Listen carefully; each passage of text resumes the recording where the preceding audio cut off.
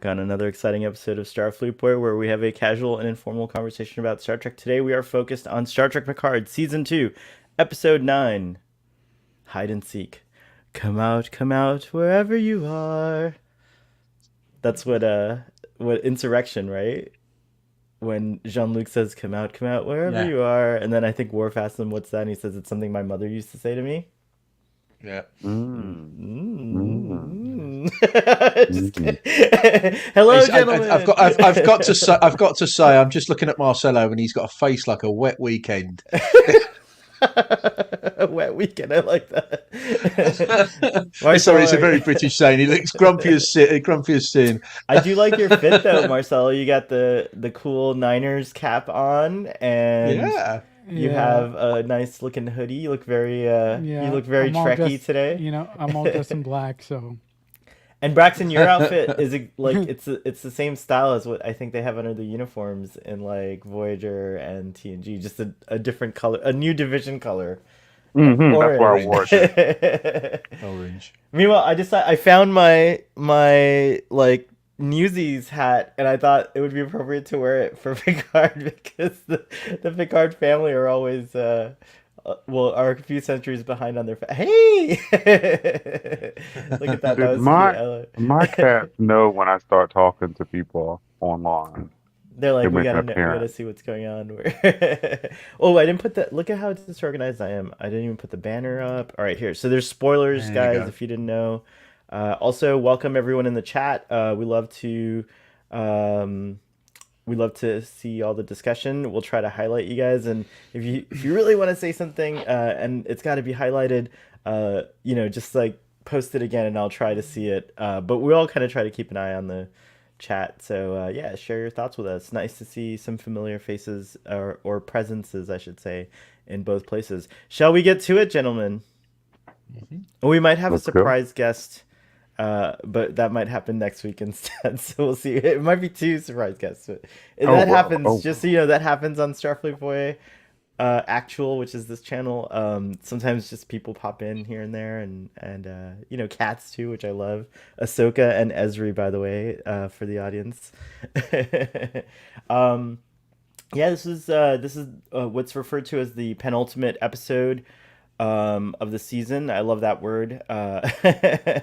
And we get a lot of things kind of come to a head. But basically, the Motley Crew faces off against the Borg Queen, and that story is somewhat resolved. I think there's more to it next week, I think. But, for the most part, we have a resolution to that.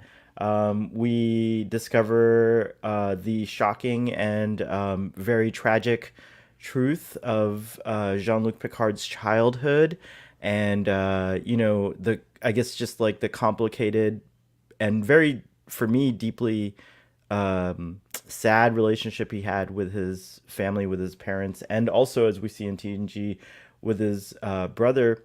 And I'm sure in the discussion we'll talk more about this, but yeah, that was the most profound portion for me. And then we get mustachio twirling uh, Adam Soong running off to do who knows what. And so we still have a couple of established plot points to wrap up next week. But yeah, overall, I was personally very satisfied with this episode. I was a little shocked about things. There were a lot of things that I didn't expect, but I feel like this episode overall really enriches what came before and what we know about, quite frankly, the central character, Jean-Luc Picard. I mean, it is Star Trek Picard, so this is a big Jean-Luc episode. So yeah, what did you guys think? I Whoever wants to thoroughly go enjoyed next. it. Yeah, yeah. It was. I'm presuming Marcelo enjoyed it because there was lots of guns. There was lots of laser pointing, lots of guns. But no, it kept at a fairly high tempo this episode, and I really did enjoy it. I know I've seen on Twitter that this one sort of triggered an awful lot of people. Oh, Um, thank you for with reminding me. Text Trek did this, and I just want to say also we will probably discuss suicide and mental health and some dark things in this episode. I'm sorry to interrupt you, Ian. So for those that's of you okay. who are who are affected by this deeply and don't want to hear stuff like that, just know we'll do. Just know that that's where this episode's going to go, and we don't feel bad if you bow out of the stream No, at all. no. So thanks, Ian. Sorry, So carry yeah, on. I mean, it triggered. I'm one of the lucky ones. Nothing triggered me. I took it as the story. It for me, it's also I like how it tied in with the episode where no one has gone before, the TNG episode Yeah, where you see Picard's mother as an old woman because he imagined it. I like that. So from it was from start to finish, I enjoyed the episode. very nice. Mhm. Marcel, care to share how you felt about it?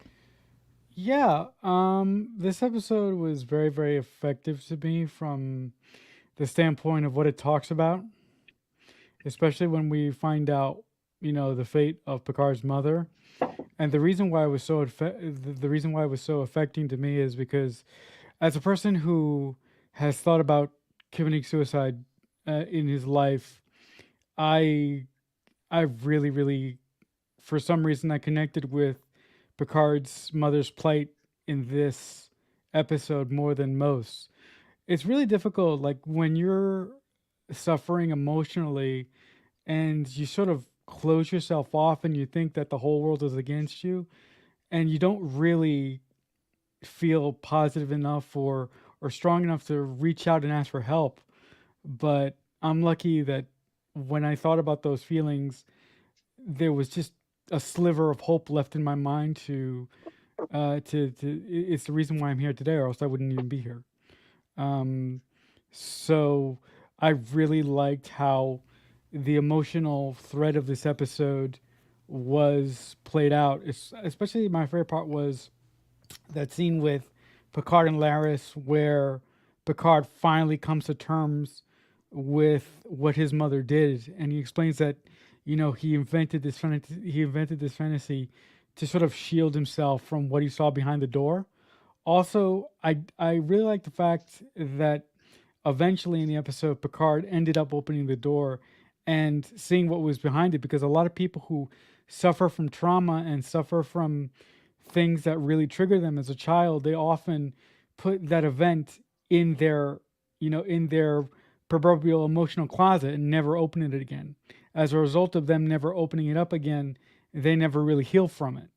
So I really like that Picard took that next step and opened the door and finally dealt with possibly his biggest secret that he's really never told anyone, the truth behind his mother's death, Mm-hmm. unfortunately.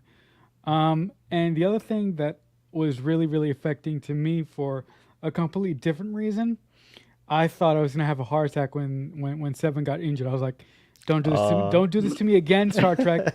You did it to me. You did it to me in the '90s. Don't do it to me again. Because if you take Seven away from me, I'll never forgive you." But this episode was very triggering, but I think it was a good kind of triggering for me personally, because it brought back up a lot of emotional things that I had thought that I had dealt with, but maybe maybe I still have some work to do within myself here or there. And this episode really brought those feelings to the surface and realized that maybe I'm not done cooking just yet. I don't think you are. Nice, Do you nice feel? 11th Doctor reference, Marcel. Yeah, yeah. But Do also, I you? just Do want. you? Oh, sorry. Go ahead. I was Uh, just going to ask Marcelo. Did you? At the end of it, did you? Were you upset that the episode addressed these things, or how did you feel about that? Was it because I'm seeing there's quite a few people that are quite upset that they breach these subjects without any forewarning. No, Did I that what? no affect you that way?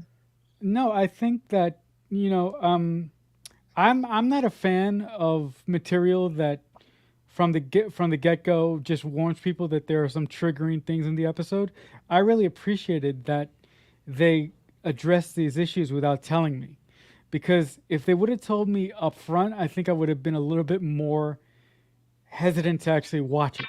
So the fact that they didn't tell me that these things were in this episode, I felt forced me to deal with my own trauma that isn't necessarily healed quite enough, yet. So I really appreciate that they didn't, put a warning at the start of the episode or anything like that.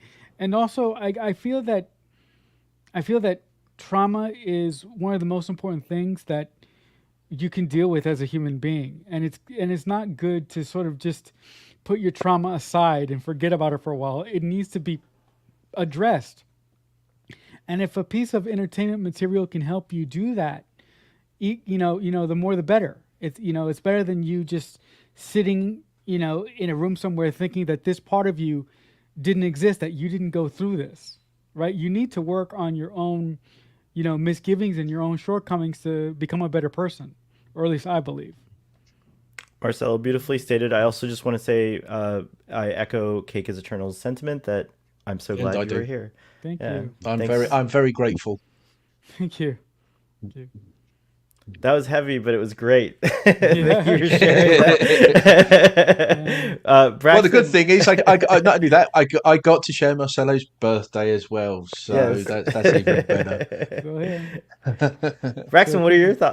your thoughts you want to share about this episode?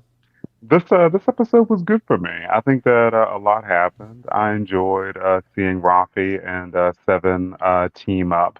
I enjoyed when they took down that guy, in combat. The two of them. Then they like together stabbed him with the knife. That was so Um, brutal, just but it was good. It was a good scene. hmm It's true. I really enjoyed the scene where Rafi got to see ECH Elnor, and Rafi having closure with the ECH telling her that Elnor's last uh, thoughts were of love, and he didn't blame her for him having died. Um, I enjoy any Borg Queen stuff, so I really enjoyed um, the back and forth that Agnes and the Borg Queen have. I enjoyed seeing Agnes use a sword and fight Elnor. I like that she was subdued and then she came out with the tentacles, dude. Like the Borg can't be trusted, dude. Like even when you think you have them down, dude, you don't. Um, so yeah, this episode was really good for me. I think so I was thinking that at first I really couldn't connect with Picard's mother's suicide story, but then I was remembering my mother's father killed himself in his 70s. Oh So he was wow. an older man when he killed himself, and very few people in the family talk about my grandfather because it's a painful memory. And my mother and her siblings have experienced shame regarding the suicide of their father. So I think that it's easy for people who are left after something like that to experience shame, and because of that, they become closed off. So I understand why um, he is emotionally closed off. Yeah, and it's interesting when you're a child, the promises I think we make to the people we love when we're children are like sometimes the ones that can define who we are as we become adults, and they might be irrational promises, but we still keep them. And Jean-Luc's mother directly asks him, not makes him, but asks him to remember her with light, not in this way. And he even says in this episode, this is the thing that when you practice forgetting something for so long, you forget it. And my logic about why it's all coming up now, other than of course there's the Q component, he seems to be showing him these memories, on purpose to get Picard to move forward, or like to get to somewhere else. I think there's a purpose behind what Q is showing him these memories for, but also like this new fangled body of his is allowing him to experience these memories in a way that like a human body, especially one in which we have a brain condition called aromatic syndrome or whatever it was called, whatever it ended up being, these are things that like are different now for him. And she even Talon even asks us like, is this how you remembered? And he's like, like at one point I thought that's really interesting that she even asked that, like, is that how you remembered it before or something like that. So yeah, there's like a lot of cool concepts going on there that we could talk about. But yeah, I do think that I do think that like it is profound that he made this childhood promise and that it defined who he became uh, as uh, as an adult and into his old age even. And now in his 90s is when he finally like came to terms with it. There's an interesting question in the audience from Michael Strathmore. I don't want to minimize anyone's traumatic experiences, but we cannot divorce ourselves from the fact that it is a bridge too far to assume Troy and Jael wouldn't spend copious amounts of time on this. I don't think that's true. I think, we No, have I to don't think remember, it's true either. yeah, we have to remember that Troy is an empath, not a telepath. So she Mm. doesn't, and even if she were a telepath, I think that Beta Zeds could probably control what they see, or like kind of like know when to not probe too much. Although I would argue that perhaps Deanna's mom, Loxana, knew everything because she would totally pry around in your deepest and darkest memories, and maybe that's why she had like a fondness for Jean-Luc and a sympathy for him, or or like a love for him. But anyways, but I also think that like it would be her. I also think that like on screen we do see Jean-Luc is often, while he takes into advisement what Troy says, especially earlier, he doesn't always seek her counsel when he should. Like he doesn't always do that. It's only later that they actually become closer in that manner. And we even see in Nepenthe where she has to like kind of push her way into guiding him because he's kind of so stubborn. And that's one of those things that are his benefit, but also his, it could also be a negative. What do you guys think? I think that John Luke, especially in the earlier part of his career, was a very guarded person and a very private person with certain things. So, with that being said, I believe that's why he may never have really opened up to Troy about this specific part of his life. Because if he had opened up to Troy, he would have had to deal with it too, and maybe he wasn't ready to do that. At the time. But but her being her being a empath, I believe has nothing to do with it because she would have enough respect for John Luke to know that it would be an invasion of his privacy if she were to if she were to pry into his mind or her soul and pick out something that he didn't want her to necessarily know. Um, And he may have been asking her in subconscious and roundabout ways about things that were similar. So they may have had similar discussions, but just never touched on this topic. Just imagine the wealth of things that make you up, and how much of that do others really know? Until like we say we're open books, but to be you have to read the open book. Like you have to like you Yeah, have to like. There's like a lot of pages in that book. When you yeah, open a book, it only shows you two or three, 2 pages, and that's yeah, it. 2 or 3 pages. you got to If take it's the a full dust out. jacket off. What's that? yeah. You, oh no, I'm sorry. I was just gonna No, say no, no. You go first, Marcelo. That's fine. when you when when you're really getting to know a person, like the first thing that when you really get to know who they are inside and out, the first thing you do is you take the dust jacket off of their big book, and then and then you finally open the thing and you're like, holy shit, you're not at all how I pictured you in my head. So that's all I wanted to say. Sorry, Ian. No, no, no. I was going to say, I think he's always been emotionally closed off. As he always put it under the guise of being the captain, Mhm. but he always had that emotional detachment from most people. He had friendships, he had all that, but it was always on his terms, and I think that was explored right near the very start of Picard as well with Laris. When they're talking about it and they're in the recliners and they look like they're going to go in for the kiss, but he can't do it.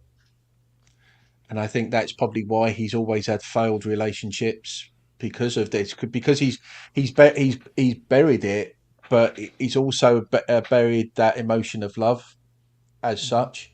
Because he truly loved his mother, And and I I think think there's there's that yeah, detachment. and I think there's two points of dialogue that support what Cake might be saying here. I got the impression he didn't remember that his mother died by suicide until now. All Troy would have known is that his mother died when he was young. And in trauma, there is a thing where you can have amnesia and actually forget like the thing traumatized you, and like it has to be like you have to get really deep to coax that out, like, you know, do some like regression therapy and things like that. And again, just like his mother, if he didn't seek that, if it wasn't even something that he was maybe even aware of, like how would he even address it? And the two lines of dialogue I'm speaking of is, well, you know, the one thing that his mother says, which was, promise you'll ignore the coldness of a dying star and remember instead her light and the infinite light she very much had for you. And then Jean-Luc says, you know, he says, I'm having the strangest memories, like recall, like seeing them for the first time. But then he says, and this is like, this is really touching to me, but there are moments in time we wish we could go travel back, that we wish we could travel back to. Memories, pieces of a life better lived in reverse.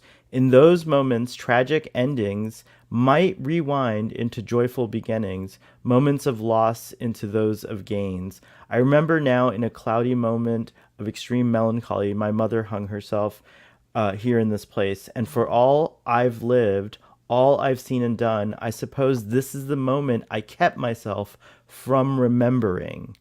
This moment I am so powerless to reverse. My mother was ill, I'm told, but I only ever thought she was inspired. But he's confessing right here that he forced himself not to remember. He has completely forgotten this until this moment. So I think there is a supporting in the dialogue that would go along with that. But Do you think yeah. this is the part that this is the bit that Q's saying this is the road not taken? No, I think it's something else. We're You gonna think that's find out. something Yeah, I else? don't know. I have no idea. The Q stuff, the Q stuff is still a mystery to me. You But know, one of I my suspect next week we're gonna find out. I have some idea. I have some theories, one of but my they're kind of loose. one of my biggest I mean, there are a lot. For me, there are a lot of disappointments with this season, but the one that really is bothering me as we've been going through the season is that I don't understand why we haven't got more John Delancey. Like, to me, I think it should have been Q on Picard, the whole Q with Picard this whole time, trying to uncover this deep dark secret that Picard had of sort of trying to forget that his mother hanged herself. Like, I think that pairing would have been more effective than John Luke with Laris or John Luke with anybody from, you know, our main cast personally. And I have one thing to say about the reason why John Luke hasn't opened up to romantic possibilities yet. And the main reason why I think he hasn't done that yet is because if he opens up to romantic possibilities from anyone, be it Beverly or be it Laris or be it anyone else, I think once he opens up, I think he's going to have to tell the other person this deep dark thing that he has just finished dealing with. So I don't think that will be a comfortable situation for him. Like, I do think if he ends up with anybody, I think the one person that he's really open to telling everything to, and this is not me just talking from a shipper point of view, I think the person that he's really going to open up to, Beverly, yeah, Yes. that's the Sorry. only I think person so too. that I could see him putting all his emotional cards on the table and not being afraid of what she's going to think of him or what she's going to say when she finds out, if she doesn't know already. I don't think she knows. No, I yeah, doubt no, she because doesn't. he did. Do you not think that because of the friendship that they've got as well, you don't think he would open up to Deanna? You know, again, their friendship is quite wonderful, but I think their friendship still has that wall of superior officer to subordinate, right? With Beverly though, I think that wall has more holes in it than it does with Well, Deanna. they were all like best friends, kind of like Jack, you know, Prussia, yeah. Jack Right, and right, she, and you right, know, and of course there's the tragedy that he brought Jack home, you know, right, his body home to her and stuff like right. that. But then there's even, you know, there's such a deep connection they shared when they were actually connected in that episode, Connection, and they actually uh, the feelings came up in that episode, So and he withdrew from that as well, like from or was it she that time? I forget. Like one of them said like we got to like not go this direction, and then of course yeah. We gotta So put a pin in this. Beverly found out the secret that Picard used to be in love with her. Thank you, Jill. Yeah, exactly. So yeah, that was what happened in that episode, but. You can fall out of love and in love again, or you could you could have been in love more hopeful, like, and then you're like, no, this is not going to work out for whatever reason, and then you're like, oh, I'm not in love anymore, and then you go on to the next thing. Braxton, any further thoughts on the Picard family? Um, no, not. Like I said, I thought that was a story that I really wasn't connecting with that much, and then like I thought about, my own history. Um, it's hard to say that I enjoyed seeing like the conclusion of the mother story, but it was interesting to see, and it was interesting that they threw in the oh, I imagine my mother is older and drinking tea, because we have seen his mother before. Yeah, that's Um, cool. hmm What did you guys think of what do you guys think of Maurice Picard now? How did you feel about him before, and what do you think of him now? I think it explains why he's so angry. And Robert too, right? Like I feel like Yeah, yeah. this like I think they addressed this in detail on Text Track, but they broke this down in detail on Text Track if you guys watched the Friday stream. But yeah, basically this kind of sheds new light on Maurice and Robert and how they treated Jean-Luc. It may be deep down that they blamed him because he opened the door to his mother, and then after a while she goes and does what she does.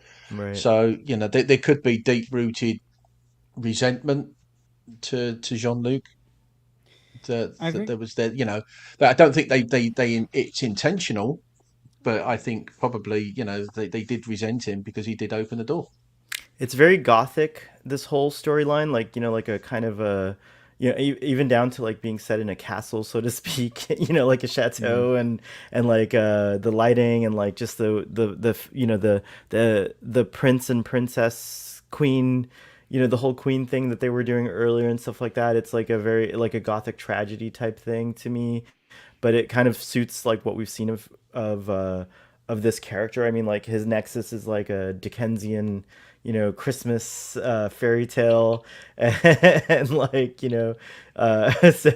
so to me, I kind of feel like Maurice, the casting of James Callis is like kind of like so perfect for Maurice in this to kind of give us more of Maurice, and so I got to I just love him. He's riveting in every scene, and I know I'm always like more more spin-offs, but we're not going to get this, but it would be nice to see some of Maurice after Yvette, like to see how it changed him, because it looks like he was so in love with her. Like to me, he was definitely flawed and imperfect and wasn't doing things in a way that perhaps I would have. Like I would not have necessarily, you know, had a lived a life with like minimum technology, or whatever his reasons, and like he seems rigid in some ways that I don't agree with, and like even speaking of triggering, it was very triggering to see him lock Yvette in a room and take away her agency.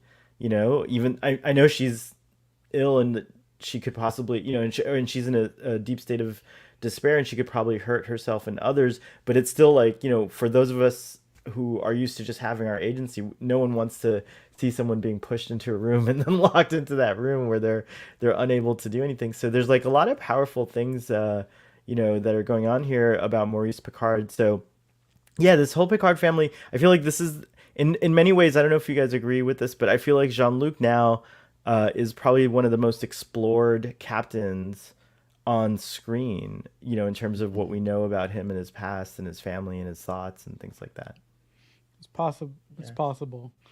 I just want to circle back the conversation to the whole Picard's dad and Robert feeling resentment against Picard. Like Ian said, I think that their resentment, if they had any, I think it's completely misplaced. I think that their possible lashing out towards Jean Luc is an example of what they wish they could have done.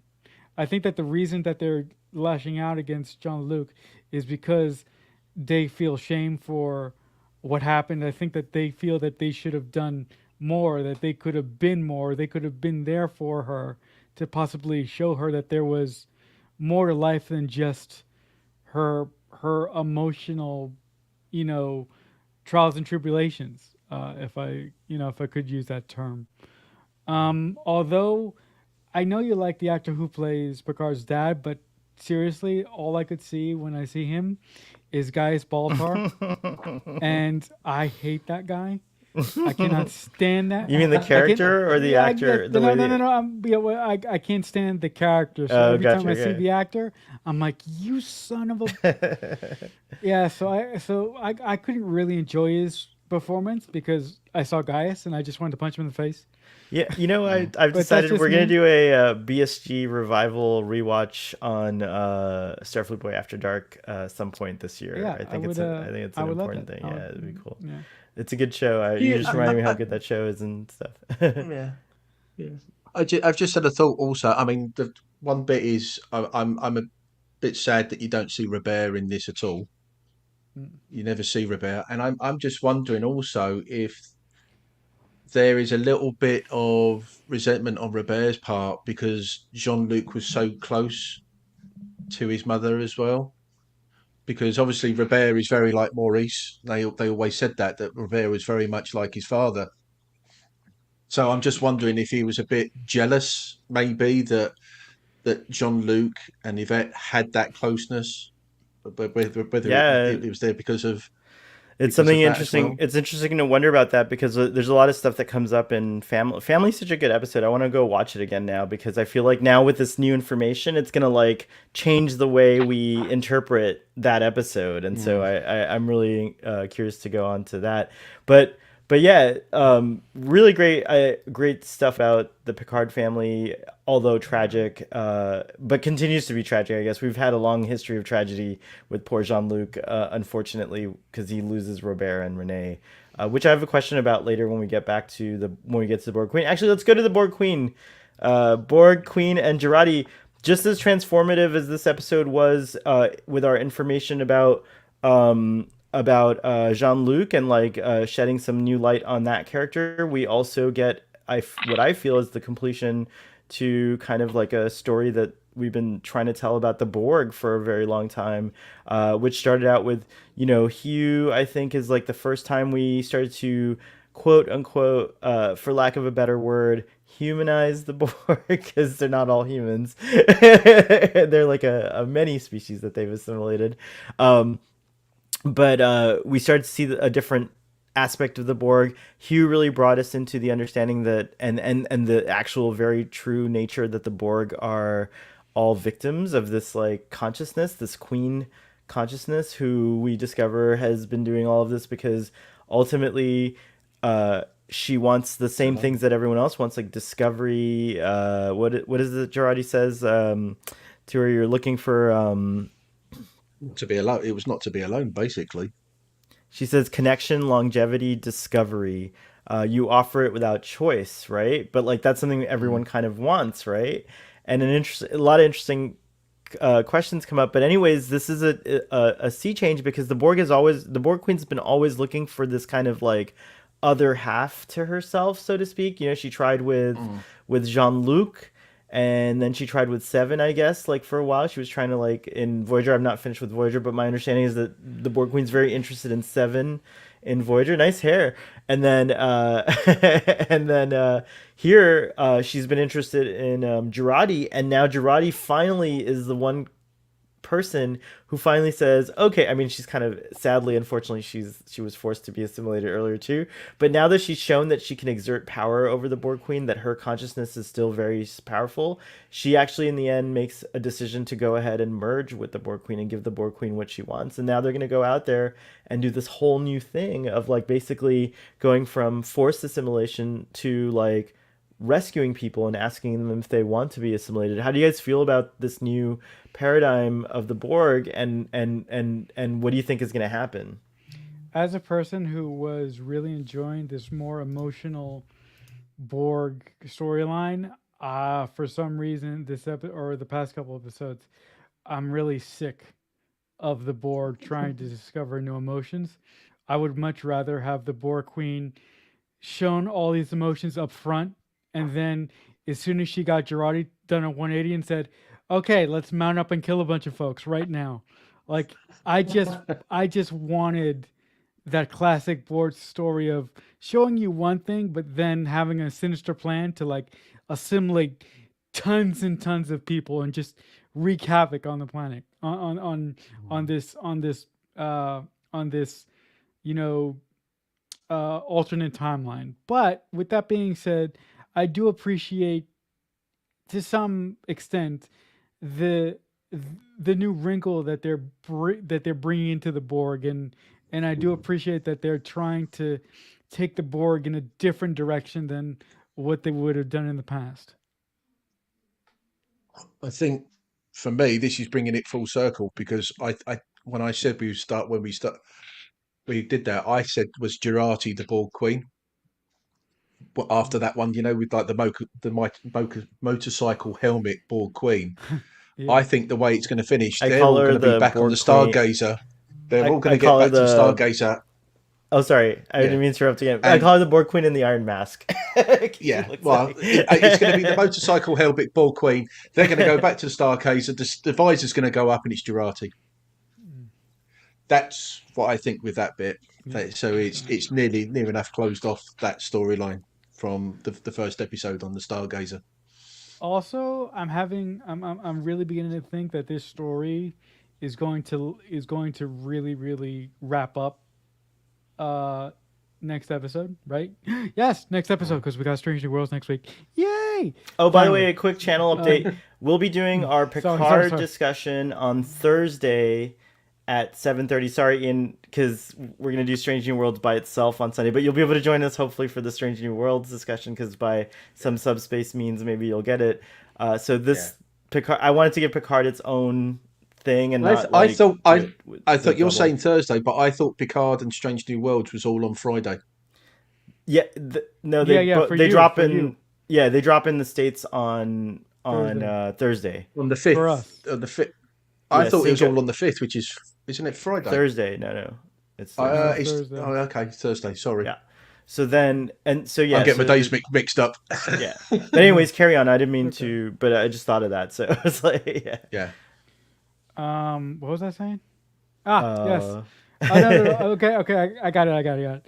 I've been a big proponent of this storyline bleeding into next season or the final season, but I'm really starting to think now that this mess of a storyline, if I could say that, is going to wrap up next week.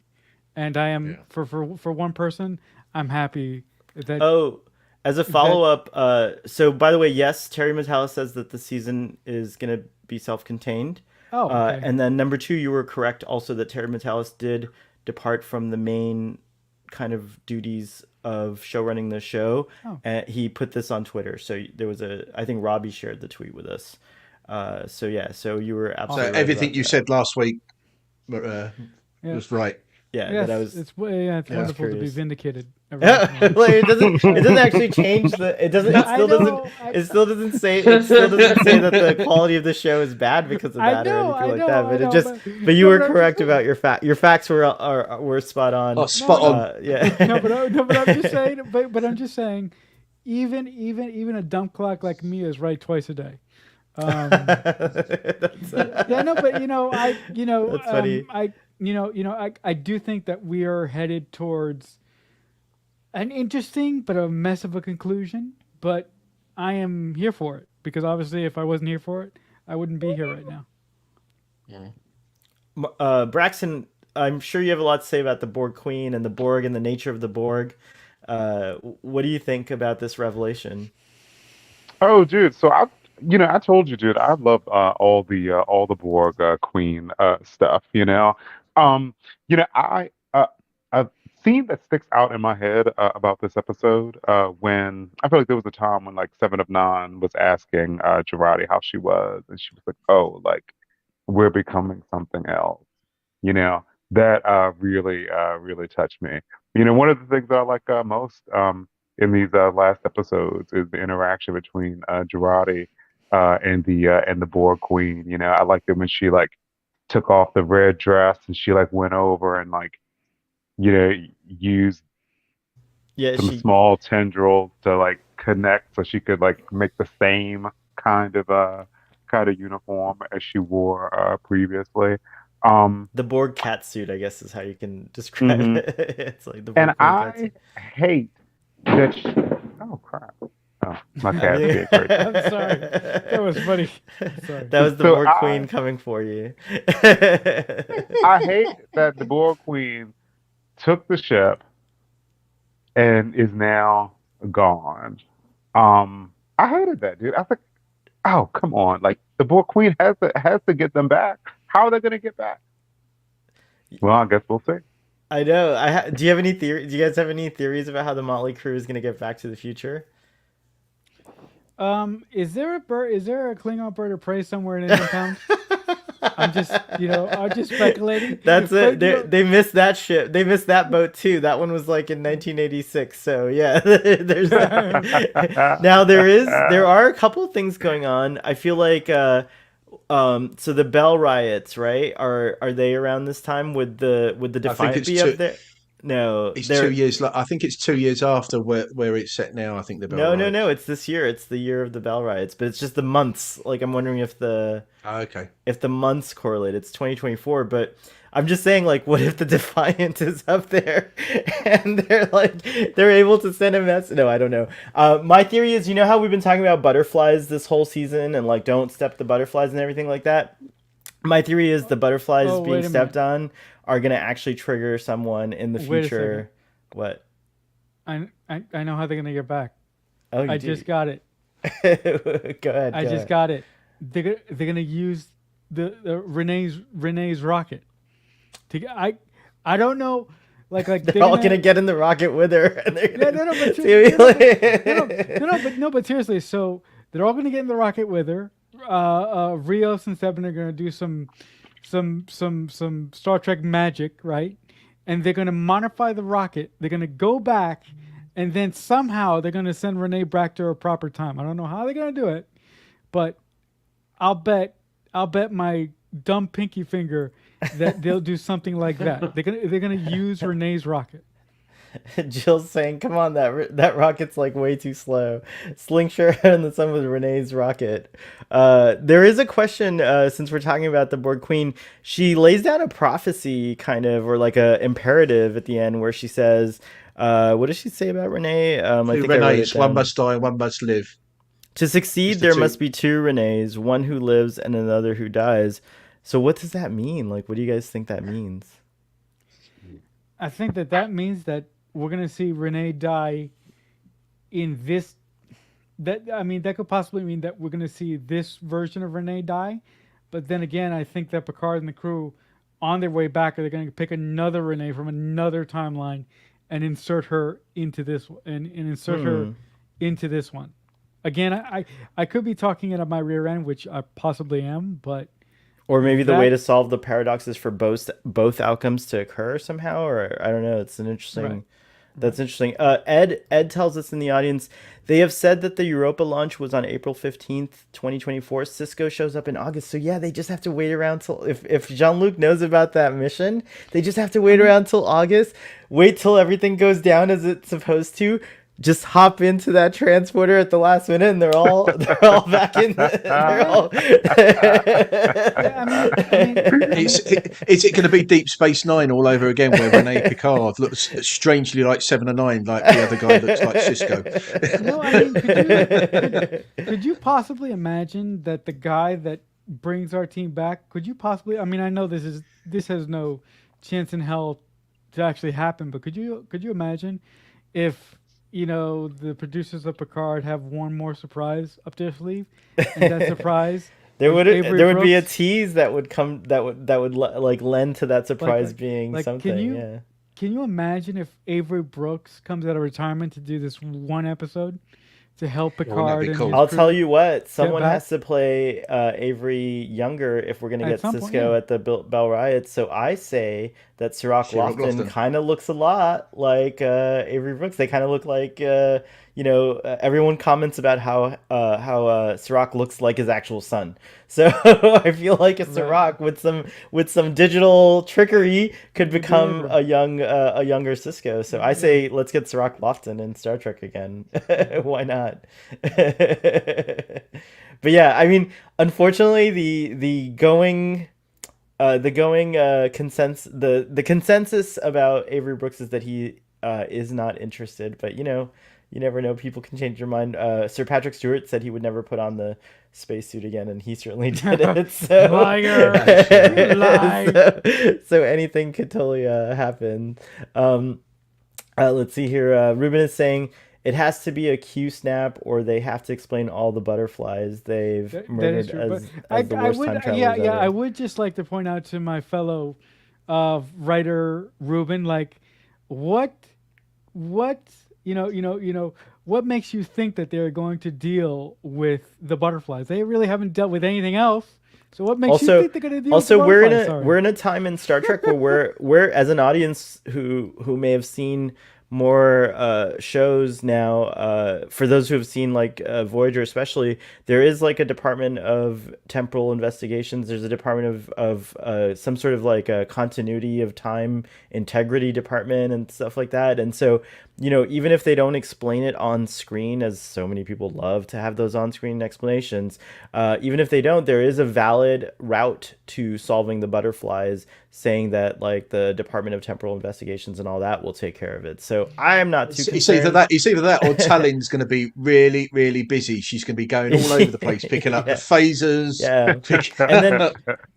And then there's some things that might be important. Like there are some things that might be important that some butterflies might need to be disturbed. It's hard to know what's a butterfly and what's not. And I'll just say this is something that's very telling.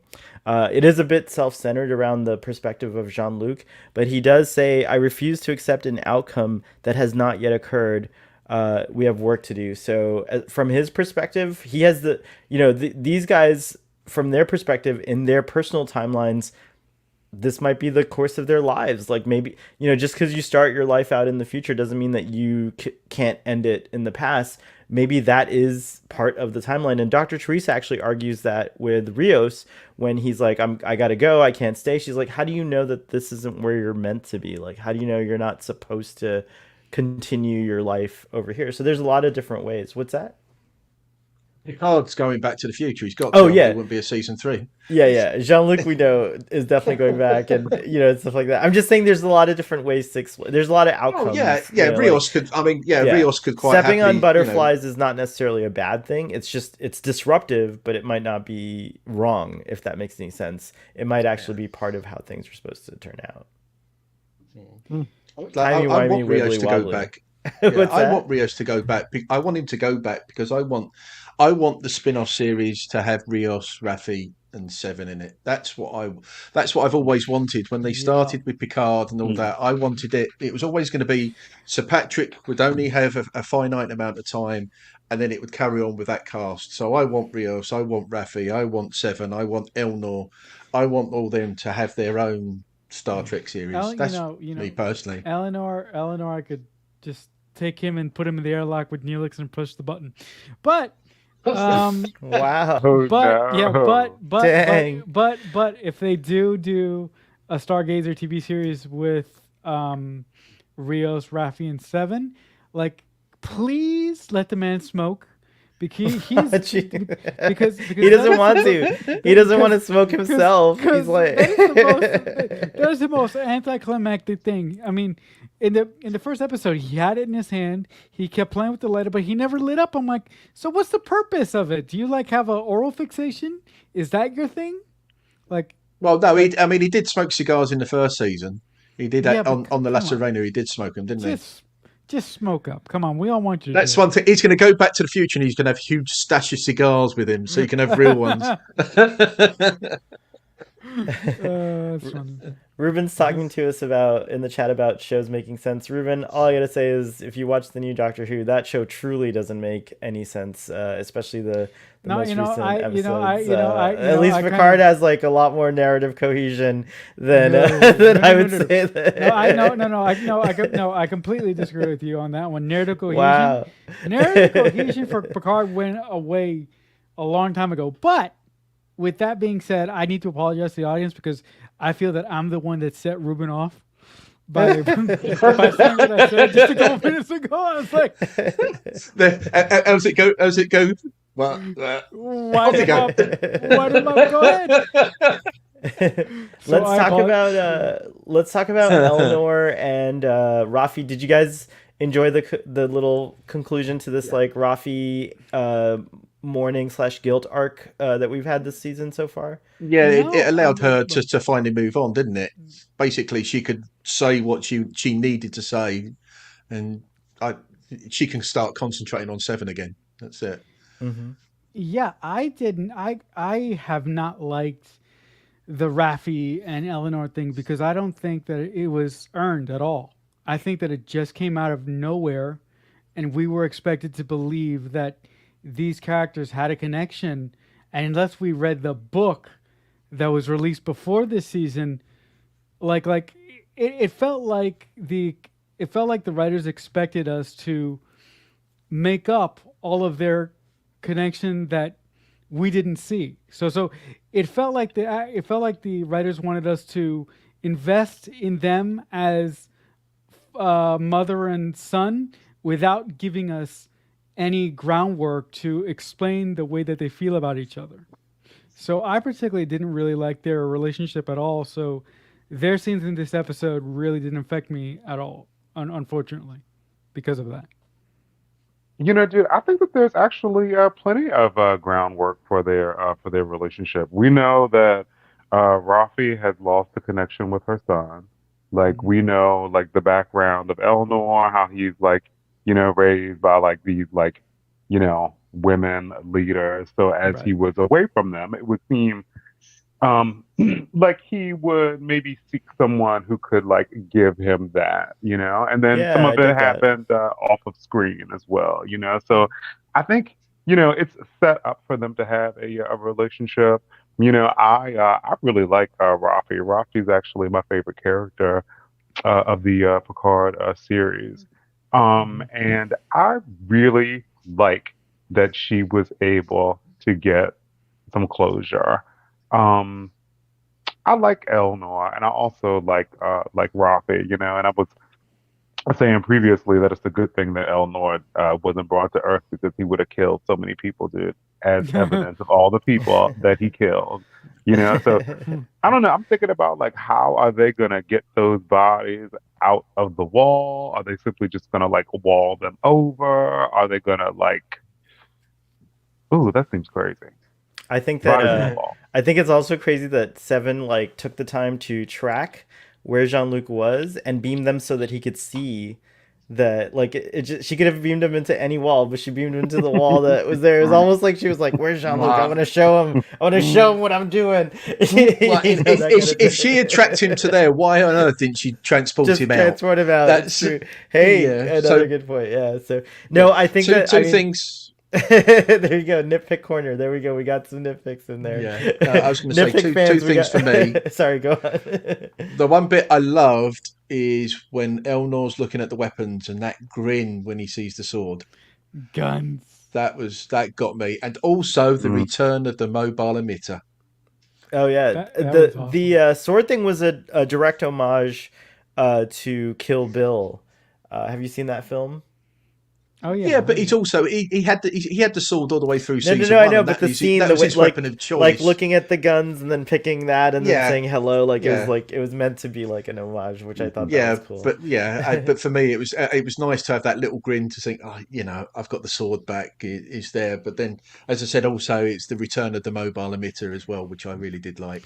I know that the Tarantino Trek thing is like a hot topic and that like a lot of people would rather not see it ever happen. But now that I've seen kind of kind of Elnor and the sword and all that stuff. Like, it'd be really great if Tarantino got to direct the Motley Crew in a movie. That would be pretty cool. But or like a a TV episode or something like that. No, But I think I think Tarantino trick would be very, very interesting because Tarantino oh, would Pulp have Fiction. to. Sorry, thanks, Joel. I kept Yeah, saying Kill Bill, but it's I Pulp think Fiction. Tarantino would have to handcuff himself as a storyteller, and we've never really seen Tarantino handcuffed before. And I really, really would like to see him to see what he would do in the Star Trek fan box, basically. Yeah, yeah, it would be really nice. It would be, It'll be yeah, you're right. That's a good point. That's a I don't really want to see interesting it, point. dude. You don't want to say, I know, there's a lot of people who are like, no Tarantino I don't talk. want to Yeah. see it. No, I don't want to see Let's we had a funny comment. Joel in the audience says at the end a time machine shows up and tells them that something has to be done about JL and Laris's kids. Or what about this? What about this? A madman in a box somewhere in a phone booth shows up and say, "Hey, you guys want to go back to the future? I got this phone booth Hey, right there here. was Just supposed to hop be a in." Doctor Who crossover. There was actually supposed to be one, I think, with TNG. No if I'm way. not Really? mistaken. Get Yeah, outta there was here. supposed to, I didn't know this. there was supposed to be one slated, and Are then you Oh, Doctor they did Who. the IDW. They did the IDW. No, comics, no, they haven't were they? looking at. I think Seventh Doctor was going to do a thing, and then the show Was that ended. Stephen Moffat, wasn't it? So Stephen Moffat No, was still Seventh about. Doctor would. Oh, I don't know about, but Oh, Seventh Doctor was what's his name? Sylvester McCoy? McCoy, McCoy. and so I don't know who would have been running the show at that time, but it wasn't Stephen Oh, Moffat. okay. Yeah, so I know Stephen Moffat was looking at a Star oh, Trek. like I a mean, stra- there's that's been cool. there's obviously you've had the IDW comics with Matt Smith being on the TNG, Matt Smith being with TOS and in the comics. So there's been those bits that have gone with the Doctor and There's a crack in my Star wall. Trek. Sorry.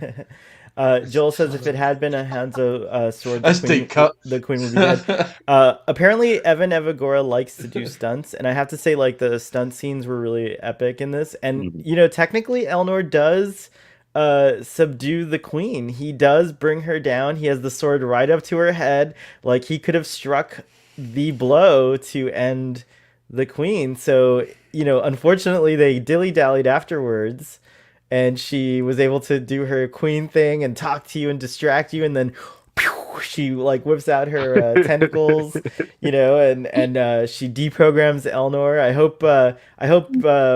I hope someone got the mobile emitter, because I'd like them to take Elnor back to the future if he doesn't magically come back to life or anything like that. But yeah, I agree 100%. But I also think that he was pretty formidable, and Evan Evagora, I like both of them. I love the character Elnor, and I've met Evan Evagora now, and I've been kind of following him and stuff. And he's just a really awesome, sweet person. So I want him to win as well and get more scenes, of course. So that's one of my beefs, was like, oh, I wanted more Elnor for sure. But going back to Seven and Rafi, you're right. Taking him off, taking that grief off the table now. Let's Rafi kind of focus on Seven, and I really love the thing that she said to Seven. First of all, Seven has to be reborgified in order to survive. And so she gets her implants back, basically. I guess the Borg Queen, out of pity, gave her the minimum. She didn't like super Borgify her. She was like, I'll just make you look like you used to when you were I'll just give you back your minimum parts so you can survive or whatever. Which happen to look exactly the same, but the Borg Queen could probably do that. But whatever. So then she's like, I really liked being ordinary and human. Like, she spent more time being Seven than she spent being Annika. And as a matter of fact, everyone just calls her Seven. Like, Jean-Luc calls her Seven. Like, no one calls her Annika ever. Like, and so she says, I love being ordinary. And then Rafi says, oh, well, honey, like, that's impossible. You're never going to be just ordinary, no matter who you are, whether you're Annika or Seven. And Seven. she plants the notion earlier that Seven of Nine could have been a great starship captain, and we find out that she actually did apply to Starfleet and was rejected. How did y'all feel about that development in her character's storyline? I was so pissed off. I was so I was so disappointed. I was so disappointed in my beloved, Federation for not accepting one of the best characters in Star Trek.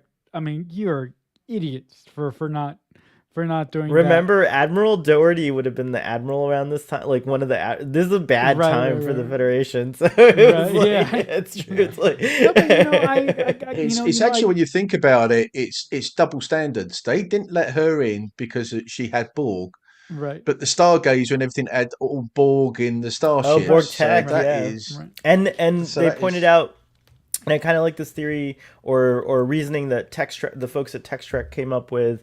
By the way, I reference Tex Trek a lot, not just because Father is one of my dear friends, but also because they're the first on the scene with they're the fastest and deepest dive Not when it comes to anymore. the latest and greatest Not anymore. Star Not Trek. for long. Oh, no, Marcelo is about well, to. Wow, well, Marcelo, it's not well, a competition. competition. No, I'm kidding. No, I'm kidding. Go ahead. Go ahead. But anyways, but you can check them out on Fridays, and they have like all the good takes and hot takes, and some sometimes takes that are questionable, but not usually. I mean, The Father and Marcelo pod race. Pod race, yeah. Giving it a but they did come up with a interesting idea because folks have been rightfully so asking the question, well, how did Icheb get into Starfleet if he was also an XB, a former Borg, and why wasn't Seven allowed to?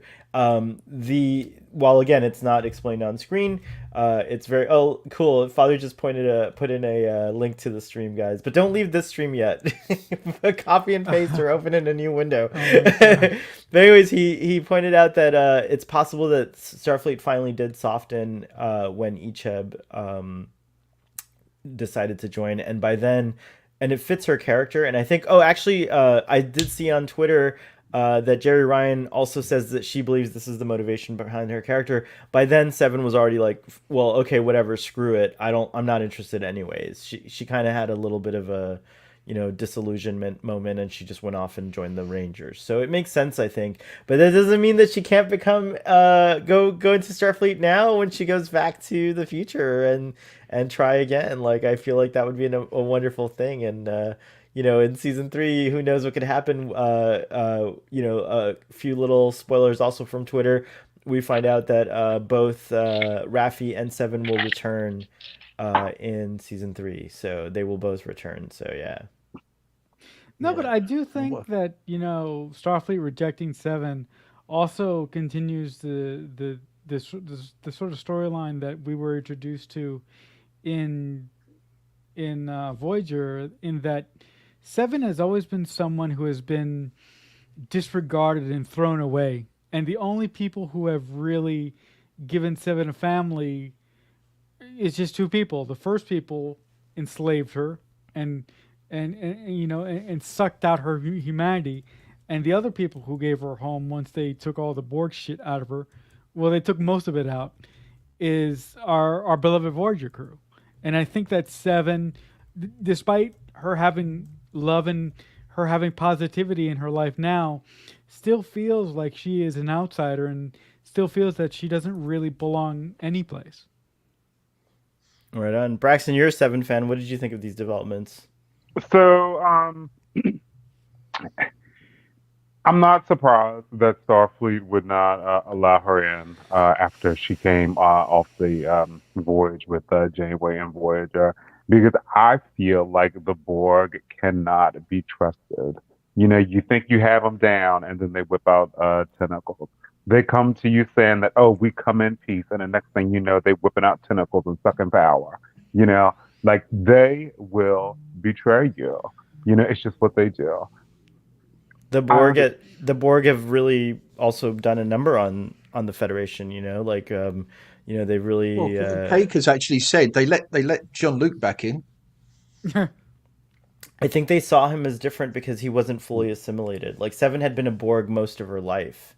And He was still assimilated. He's still assimilated. He was still Locutus.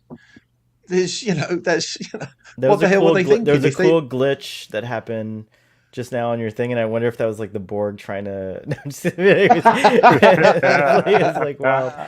Yeah, No, but he but was like no, literally he was assimilated like for a week maybe. I don't even think it was that long. And Seven's been there's- assimilated all her life, so it's like a different. I think it's a different stance, and also I think attitudes change because you had Wolf 359 fine, but then you've had many other incursions, like especially the incursion in First Contact and like all these other like things. So like it feels like that like around the time Seven would have come home was probably a particularly like nervous time in Starfleet about XBs in general. But I hear what you're saying though. But yeah. carry on, Braxton. So the Borg cannot be trusted. But at the same time, like, do you think Seven would have made a good captain? Do you think she should try? Do you think that's something we should see in season 3? She would have been a great officer. Um, Not everyone necessarily needs to be a captain. I mean, I feel like Seven of Nine would make for a great science officer, for instance. Um, Not everyone needs to be a captain. I'm just glad that She Seven of is captain Nine. of La Serena. I mean, if you think about it. But yeah. Anyways, but, sorry, go It's okay. on. No, I'm just glad that she stayed with us. Like it was interesting that, um, like after she was reborgified, someone asked her how she was, and she was like, "Oh, I feel normal." Like, man, it feels normal for her to have these implants. Um, but yeah, I'm glad she's still with us, and I am super glad that both Rafi and Seven of Nine are going to be in season 3. I didn't want this story to end. Yeah, Yeah, me too. I agree with Braxton. I don't think has Seven would be suited for the chair. I think Seven's ultimate destiny, if she goes back to Starfleet and if they accept her, I think that she would make a great engineer. Or if she wanted to go the Science. command path, she would make a great first officer, but not a person who sits in that chair and who is responsible for billions of people's lives for some Mm. particular reason. She is a drone after all. Yeah, she's a drone. I was on mute. Yep, she sure was. I have a question for you guys. So we're coming up to about the end, but I guess we haven't really covered anything on Soong. How do you feel like? What do you guys? A lot of people, including myself, feel like this is probably the least likable Soong that we've seen on screen so far.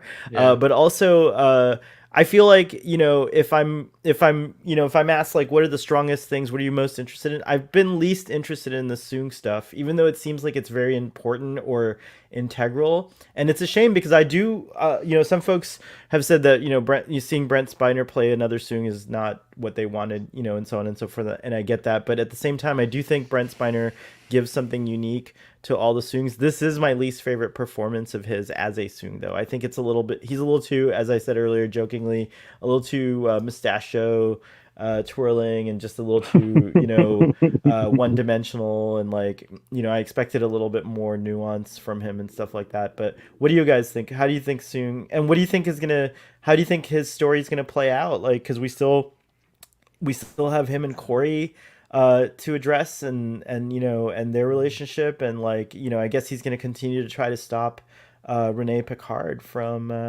getting out there. I I think really you could have don't. done this all without some. Yeah, exactly. There we go. Ian took the words right out of my mouth. Soon as a character didn't need to be in the season at all. Just take Brett Spiner, as wonderful it is, and go poof, and do something else. Because like a friend of a friend of the show said, I think it was last week. Robbie said that he doesn't care about Soong anymore, and I don't care. I don't care. Like Brent Spiner's performance has been so mustache twirling. His motivation has been all over the place. He doesn't need to be there. It's like the only reason that the writers of Picard cast Brent Spiner as Soong is because he's Brent Spiner. Like he has nothing. It's like he doesn't need to be here. Just get him out of here. Just somebody shoot him or whatever. I don't like him at all. With that being said, I do think that his exit from this season is going to be particularly violent, I think that Corey's going to kill him. Oh wow. That would be great. And that would be delicious. That'd be Because that satisfying to you. because because that would give Corey a really satisfying thing to do this season, because I think that she's been really underserved as a character. I think both of them didn't have to be in the season at all. And I think that they could have taken the lovely Issa Briones and just put her right into season 3. Like, I don't understand why they did this storyline that doesn't have a deeper impact on the rest of on the greater story of the season. Like, You don't understand it yet, but maybe you will. in Yeah, 4 there's days. still one more Like, episode to that is redeem. true. There is still one more episode to No, redeem look, this thread, look, this look, plot. Look, that is true. There's still one more episode left, but whatever the writers do, for me personally, there's nothing that they can do to make this fit for me. That's an Personally. extreme stance, Marcel. Like, you haven't even seen the shit yet, dude. But you know, He you know how I knows. feel. You know how I Marcelo feel. knows. Marcelo knows. He said many times on this show that we cannot expect him to be rational or logical. Like, he had problems with Girardi murdering, but Seven can kill Yeah. whoever she wants. Yeah, you're right. As lo- you know, like there's like You're right. there's You're you know, right. like, No, but he's right. Starfleet Boy is right. You guys cannot expect me to be logical, because I'm not. Yeah, as you know, as Sarek turned round and said, his logic is not right when it comes to Seven. That's what it is. That's right.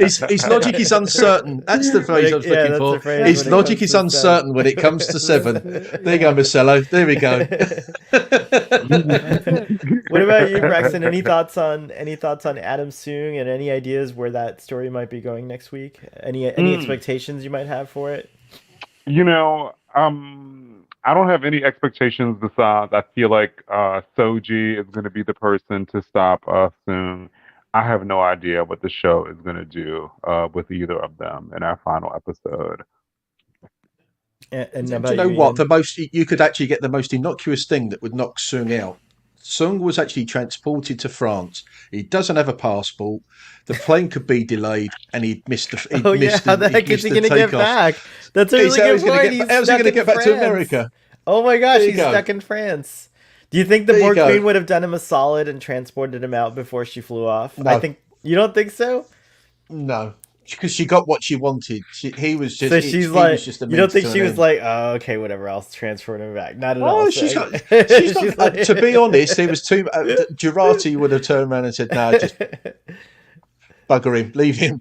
But Bugger yeah, off. there we go. He's stuck in France. He's I'll not going to just get say, back. He hasn't got a passport. portraying him as a billionaire, I have no doubt he has some sort of like industry in Europe, or some sort of holdings, and he can go and get a private jet where you don't need you're not necessarily subjected to the same standard. There's ways he could do it. He's with still his- border control. How do we know that he doesn't have a personal transporter? And he might have a personal transporter that Data gave him. No, I'm just kidding. That's like I was just referencing the Or But that is- got gave some- him. Well, that Mhm. is He's certainly also food got- for thought. Oh, good. What's that? But no, I mean just what you're saying, the ability of the privilege. Like, Yeah. even if he didn't have any IG or any money, he probably has some like friends in France who like, oh dude, like I'm in a tough spot, like I need a proper plane out, and they're like, oh sure, borrow mine. And to make it compare, it's like if you saw Elon Musk, there's only one person that looks like Elon Musk, and I think they've been kind of like showing that like Soong is that level of tech person in this society. Mhm. Like Oh, a complete arsehole then. Yeah. but you know what I mean? Like it's kind of like in that Voyager episode, like that other guy who had the corporation. It's similar kind of character. I mean, these Yeah. guys have limitless funds, and can do anything. But at the same time, it is still funny to think that the Borg Queen would just leave and not care. She's Yeah. just like, she is like, but I really do hope. Oh, sorry, that's funny. Jill's saying this, and it's true. There's a lot of things distracting us from Picard, like Strange New Worlds. take that as you will. Yes, but can we it's just true. please like fast forward already? Come on, come on. Can I can I get can I get a cue snap to this Thursday for us and just go, hi, it's Very funny. Thursday, Thursday World, here we go, or I guess the last point is that I think my theory is that the Soong storyline will end also in some kind of redemption through Corey. I kind of like the idea that Corey kills him, redemption? Are Marcella. you serious? I think that he will. I think Corey will somehow bring him to his senses. I think that Adam Soong maybe is supposed to, I think that the reason the Confederation timeline comes around is because the Borg Queen, to quote her, if we don't think myopically in terms of time, then it's very possible that things are already changing for him. That his previous timeline was somehow tied around the Borg Queen convincing him to bring about this terrible future, because the story she sells him makes him believe that humans are loved in the future, and Picard shouts back, no, they're feared, and so I think when Soong, however Corey shows the mirror to Soong, that I don't know how they're going to do it, but I think Corey will share, Frankenstein's monster, or Frankenstein's monster kills Frankenstein. So maybe the Soongs are descendant from Corey. Maybe because she does keep the name Soong, she could keep the name Soong, and so maybe Adam Soong is not meant to be. That's actually, I like that better. I kind of want the Frankenstein. Yeah, ending that's been in my mind when they said that Corey will kill him. That's, as I said, it was the monster killing Frankenstein. She will take the Soong name because at the end of the day, it's his DNA that's in her as well. So the Soong line would carry on. There you go. There we have it. That's plausible to me, but we'll see what happens next week. It could be, there could be any number of things. Guys, do you have any more thoughts to share about this episode of Picard as we're ready to wrap up here? Just that these Borg drones were like stormtroopers because they couldn't hit anything for toffee. Yeah. Someone said that in the audience. I forget who it was, but someone had said that too. Yeah, someone had also pointed the same thing out. It might have been Joel, or I think Michael's been putting in some zingers in there as well. So it could have been anyone there. Yeah. And Father just said something funny. We were talking about Strange New Worlds distracting us, but he says, I'm old enough, I can remember when Picard distracted everyone from Discovery. That is a true thing. It's true. Star Trek likes to distract us and keep our attention away so that we don't think about too much about these endings, I guess. It's really funny. I'm going to give this episode a 10 as well.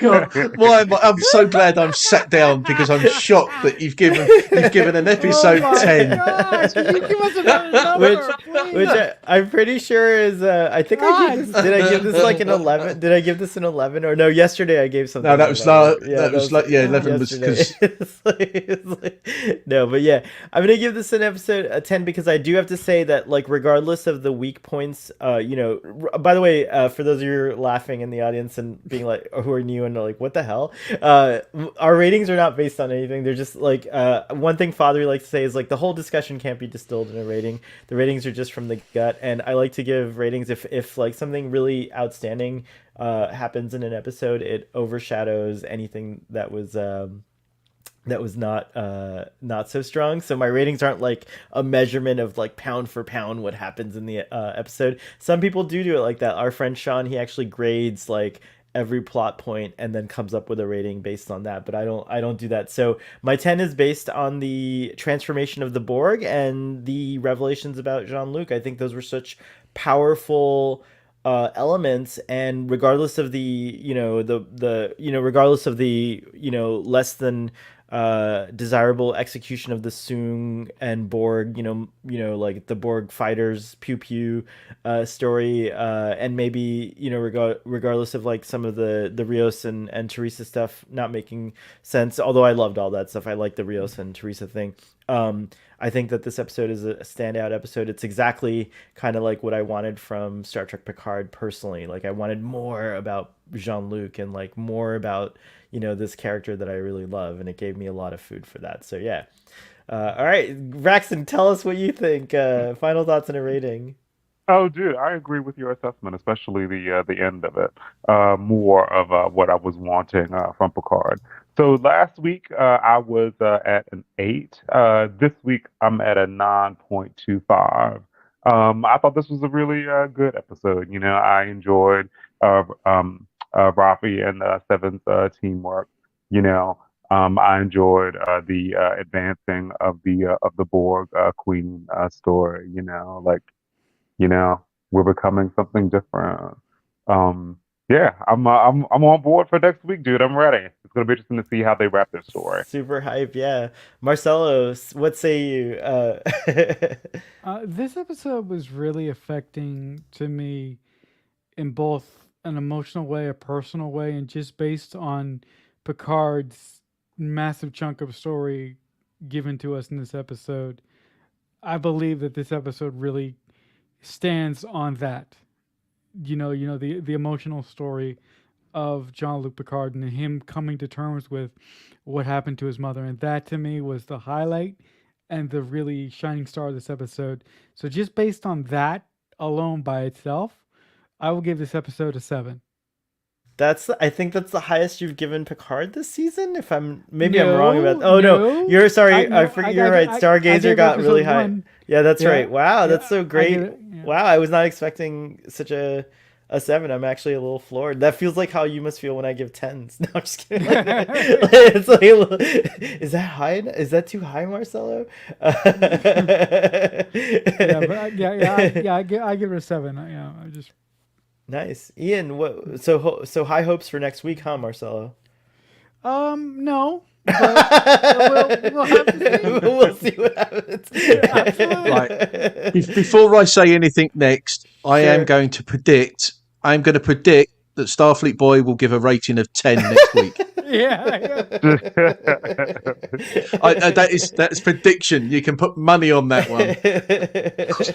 Audience, by the way, feel free to share your ratings. I see Michael already shared that he gave it a 2. So anyone else who wants to, I know Ruben's going to give it like a 1 or a 0. So yeah, anyone else feel free to share in the audience. I'm pretty much the same as Marcelo. I think the whole drawing the line under the Picard thing and actually finding out what was lurking in the depths of his memories with the death of his mother.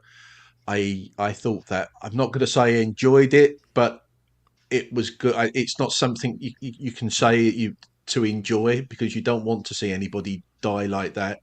I think it was riveting to actually to say it by that one. So it was good. I loved the get back on track with the Raffian 7. It was good to see Elnor and the swords and all that stuff. So for me, I'm going to give it an 8. Oh, right on. High scores all around. That's great. Fantastic. I'm happy with that. I don't have to like pull the average up by giving an obscenely high rating, so that's good. Like it was 11 that you gave it. You did that because I that's I did because Marcelo gave it like a 1 so you or did 11. like that. Yeah, it's true. It's true. Now people are predicting ratings because of Ian, because next week Starfleet Boy will give a 10 to Picard and Strange New Worlds a 15. No.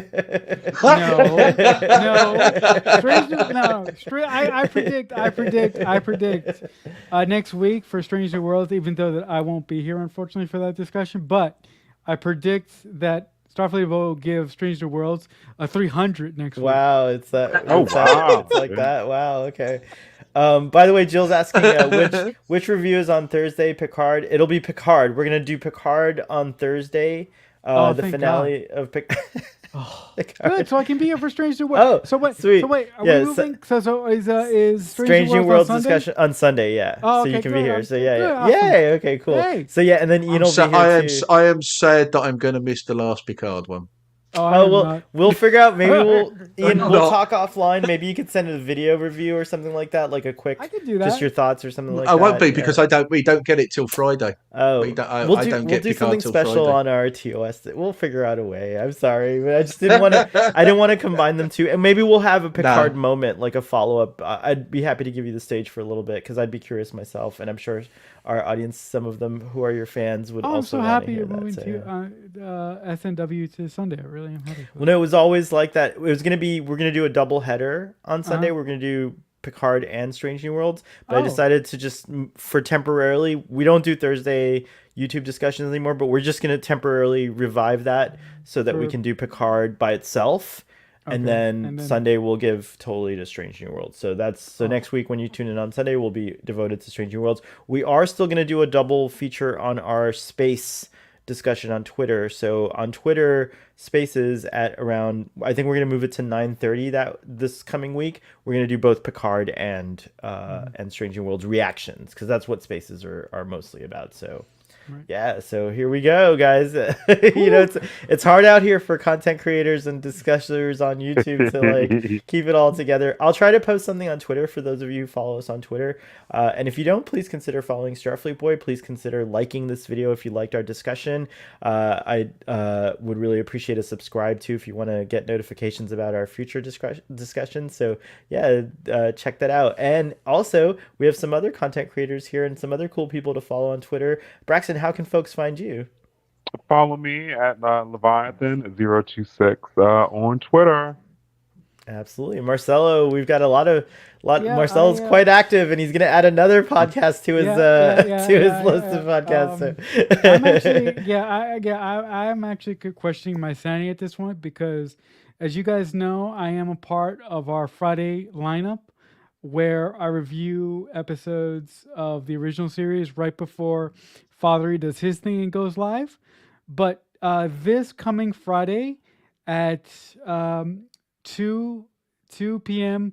Eastern Standard Time, I will be hosting my first ever live stream on my channel, Balloon Head Productions. And what I will be talking about is the pilot episode of Strange New Worlds. So if you guys are home from work or home for some particular reason, come in and watch the stream. And actually, I will actually have this function on the stream where people can call in and people can actually, uh, What? That's um, amazing. because That's so cool. because as you guys know, I don't like to read the chats. The So chats, yeah, it's so I cool. figured out a way where people can actually call in and I can't you wait to see know that in action. and That and sounds actually exciting. I can I talk might to need people. to assimilate this technology from you, Marcelo. It sounds really cool. I'll do.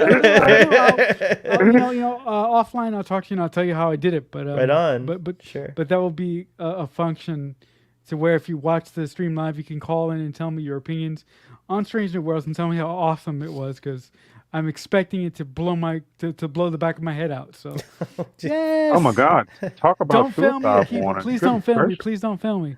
Yes. Uh, Hopefully it just tingles your or- brain and blows your mind and not the other thing. Why- But Ian, tell us what's going on Dadmiral. Oh wait, hold on. Sorry, I have to do this. Tell you me if gotta you do ever it. get You tired gotta of this, do but it. I'm not tired of this. Hold on.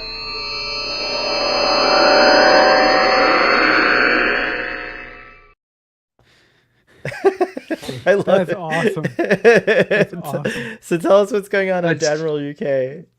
well, I actually posted a video. I posted a video about an hour, 2 hours ago. Well, actually, probably about 2.5 hours ago, which was a new bit. It's my first build of the channel because everything I've been re-editing my old content, but it was of the Discovery A, which That's I've cool. done there. Look So at it. that Hold was on, let me reviewed. give That you a was little full screen action here so the audience can really see it. so Look there at you that. go. That's cool. Oh, dude, It's yeah. there. That's So yeah, it awesome. was that. So it was a build and review of that one. So I've done that. And I saw Cake's bit about being staying up for Text Trek. It actually wasn't. It was for Starfleet Boy After Dark, and I didn't stay up. I actually went to bed and woke up He early took to a join party these nap. guys. He took a party nap. I That's really party that. I went to bed. I was asleep by 11. Woke up at 4:45 and enjoyed that's you guys just amazing. before 4 o'clock in the morning. So yeah. So I've got some more builds coming. I've got. Well, if I could show you, I have literally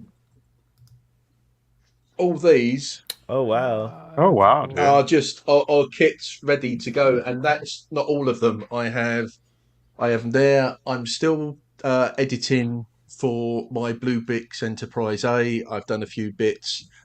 That is all purely going to be a review because it's built already. It will always be a fair bit for the review, but the review will go down because they don't ship to the UK. German company doesn't ship to the UK, so Hmm. I've got a few things, but I'm on Twitter, I'm on Instagram. It's Dadmore_UK, except for Instagram where it's __ UK because for some reason _UK was taken. But yeah, that's where I am.